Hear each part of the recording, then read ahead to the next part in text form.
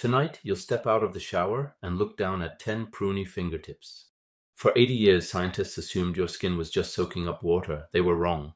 Your fingers aren't swelling. They're not waterlogged. They're not breaking down. What's happening under that wrinkled skin is something far weirder. Your brain is making a decision. It's reaching down into your hands and physically reshaping them in real time for a specific job. And if you cut the nerve that carries that signal, the wrinkles never come. This changes everything we think we know about what skin is actually for. Most people assume the answer is obvious. You sit in the bath, water seeps into the outer layer of your skin, the skin expands, and because it's anchored underneath, it has nowhere to go but up, so it puckers. That story is in old textbooks. It's the explanation your parents gave you. It sounds right. It is almost entirely wrong. Here's the first clue something is off. In 1935, two surgeons named Lewis and Pickering were treating patients with damage to the median nerve, the nerve that runs from your forearm into the palm of your hand. They noticed something strange. When these patients soaked their hands in water, the fingers served by the healthy nerves wrinkled normally. The fingers served by the damaged nerve stayed perfectly smooth, glassy, untouched. Think about what that means. If wrinkling were just water sneaking into dead skin cells, a severed nerve wouldn't matter. Dead skin doesn't care about nerves, but here the nerve was the on switch. No signal, no wrinkles. Doctors actually used this for decades as a quick bedside test for nerve function. Dunk the hand. If the prunes don't show up, the nerve is damaged. The body was telling us something, and almost nobody was listening.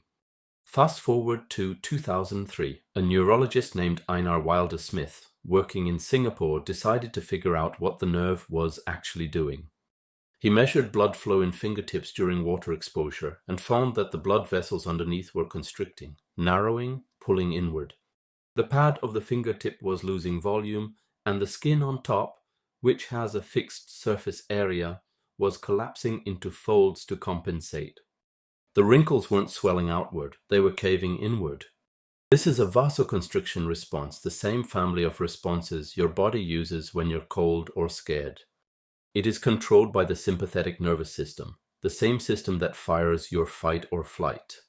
Which raises an obvious, uncomfortable question. Why would evolution wire your fingertips to do a fight or flight maneuver every time they get wet? Enter Mark Changizi. In 2011, Changizi, an evolutionary neurobiologist, then at 2AI Labs in Idaho, published a paper that flipped the whole question on its head. He looked at photographs of wrinkled fingertips under magnification, and he noticed the wrinkles weren't random. They weren't a chaotic mess of folds, the way a grape dries into a raisin. They formed a consistent pattern, long channels running down the length of the finger, with smaller channels branching off toward the edges. Channels, as in drainage channels. Changizi compared the pattern to something you've seen 1,000 times without thinking about it, the tread on a car tire.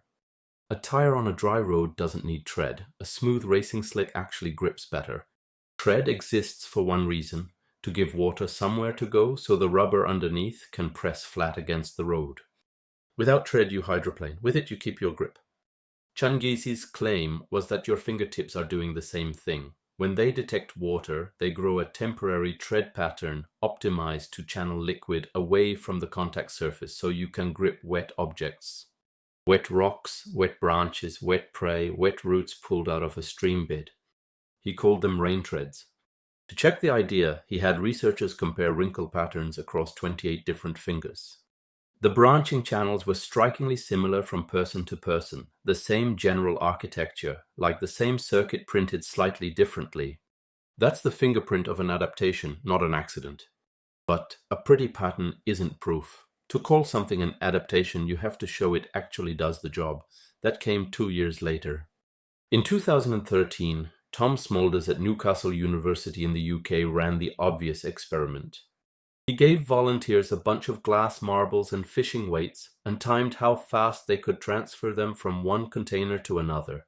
Sometimes the objects were dry, sometimes the objects were wet, and sometimes the participants' fingers had been pre-soaked for 30 minutes until they wrinkled.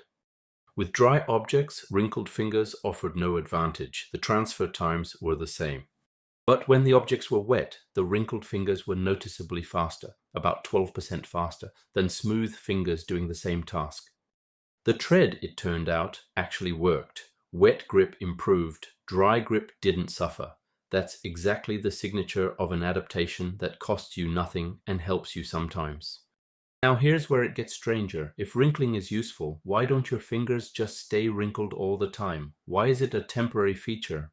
The leading guess is that constantly puckered skin would dull your sense of touch, mess with your fingerprints' fine detail grip on dry surfaces, and possibly hurt blood flow over the long term.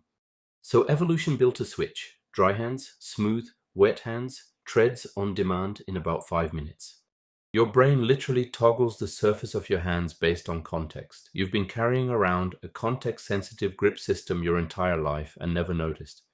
And it's not just hands. Smulders and others have confirmed your toes do the same thing, which makes sense if you imagine a barefoot ancestor crossing a wet stream bed, gripping slick stones with their feet to keep from slipping. The wrinkles even respond to fresh water faster than salt water, which has led some researchers to speculate the system was tuned for rain and rivers, not the ocean. Then comes the twist nobody was expecting. In 2020, a team led by Nick Davis at Manchester Metropolitan University asked a different question. Forget grip.